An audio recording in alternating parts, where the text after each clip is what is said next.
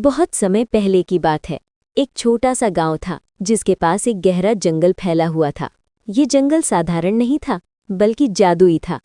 कहते थे कि वहां बोलने वाले जानवर रहते हैं, पेड़ गाना गाते हैं और चांदनी रात में फूल चमक उठते हैं।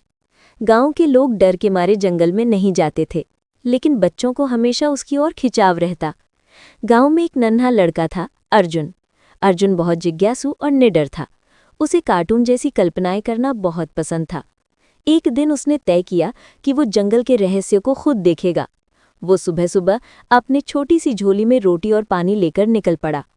जंगल में प्रवेश करते ही अर्जुन ने देखा कि पेड़ सचमुच आपस में बातें कर रहे हैं। कोई कह रहा था, आज सूरज कितना तेज है, तो कोई हंसते हुए पत्तों को झुला रहा था। अर्जुन ये सब देखकर दंग रह गया। अचानक उसके सामने एक चमकदार तोता आया, जिसके पंख लाल और सुनहरे थे। तोते ने कहा, स्वागत है अर्जुन, मैं जादुई जंगल का रक्षक हूँ, तुम्हें यहाँ बुलाया गया है। अर्जुन हैरान होकर बोला, बुलाया गया है? किसने? तोते ने मुस्कुराकर अपनी चोंच से इशारा किया। थोड़ी दूर पर एक विशाल पेड़ खड़ा था, जिसकी जड़ें मानो किसी महल का दरवाजा बना रही थीं। पेड़ ने धीमी आवाज में कहा, अर्जुन, हमें तुम्हारी मदद चाहिए। हमारी जादुई नदी को दुष्ट जादूगर ने पत्थर में बदल दिया है। अगर पानी वापस नहीं आया तो पूरा जंगल सूख जाएगा। अर्जुन ने साहस दिखाते हुए कहा, मैं मदद करूंगा, लेकिन कैसे?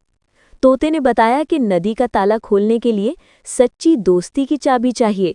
इसका मतलब था कि अर्जुन को किसी ऐसे साथी की जरूरत होगी जो उसके साथ बिना स्वार्थ के खड़ा हो।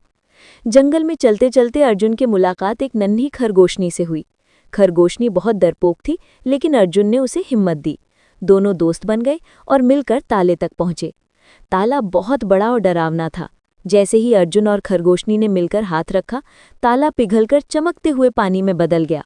अचानक नदी का जल बहने लगा, फूल खिले और जंगल फिर से हरा भरा हो गया। जादुई पेड़ ने मुस्कुराकर कहा, अर्जुन, तुमने सच्ची दोस्ती और साहस का सबूत दिया है। अब ये जंगल हमेशा तुम्हारा मित्र रहेगा। अर्जुन और खरगोशनी खुशी खुशी गांव लौट आए। गांव वालों को जब सब पता चला तो उन्होंने जंगल से डरना छोड़ दिया।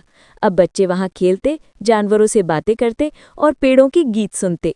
उस दिन से अर्जुन की कहानी हर बच्चे की पसंदीदा कार्टून जैसी दास्तान बन गई।